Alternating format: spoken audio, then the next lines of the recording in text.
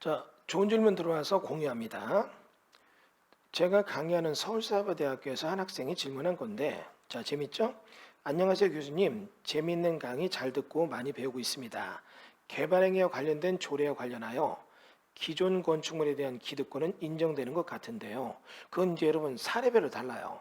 조례마다 인정하는 데가 있고 안 하는 데도 있으니까. 그러나 기존 건축물에 대해서는 조례가 인정해서 이런 것들에 대해서는 하는 데가 있고 안 하는 데가 있고, 그러니까 이런 거죠. 전에는 됐는데 이제는 안 돼요.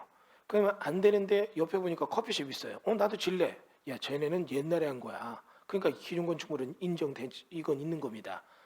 근데 이쪽은 안 되는 거잖아요. 그러면 얘들이 기존 건축물이 존재는 해요.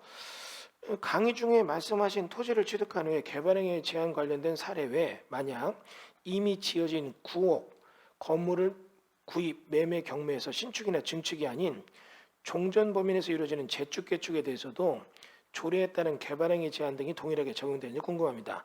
그러니까 이 조례에 따른 건 조례를 봐야 돼요. 그리고 이 조례를 보면 개축, 재축만이 아니라 용도 변경에 대해서도 어떻게 해요? 내용을 보거든요. 그러니까 이런 거죠. 해당 조례를 보게 되면 우리들 조례는 기존 건축물에 대해서는 이렇게 한다. 이런 거 보는 거죠. 자, 어렵다면 예를 들어 볼까요? 지금 100평의 땅이 있는데 여기서 건물을 지었어요. 그랬는데 여기가 도로가 확장되면서 마당이 좁아졌어요. 얘들은 건폐율 용적률이 오버가 됩니다. 그러면 이런 것들에 대해서 용도 변경하거나 이럴 때 또는 증축 개축할 때 어떻게 되느냐 이런 얘기죠. 그러면 이런 거는 건축법에서도 기존 건축물에 대한 특례 제도가 있어 인정하거든요. 인정하는 내용을 찾아봐야 되고 그거 외에 개발행위 허가에 대해서 건축에 대한 걸 또 중복해서 이거를 어떻게 하는가 이것도 찾아봐야 된다는 얘기죠. 두 개가 경합돼요. 그리고 이게 또 개발행위 쪽에서는 뭐요? 물에 대한 것도 따지거든요. 물, 즉 여기에 쓰기 전에 물을 상수, 쓰고 버리는 물을 하수라고 한다면 생활하수.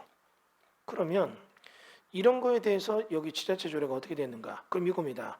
옛날에는 여기 상하수도가 없어도 됐어요. 그래서 어떻게 해요? 지하수 관정 파서 물 쓰고 그다음에 어떻게 해요? 하수해서 정화조, 생활 정화조 해서 버렸어요. 근데 지금은 그 옆에 지려면 수도 끌어야 되고 하수 간 거 묻어야 되거든요.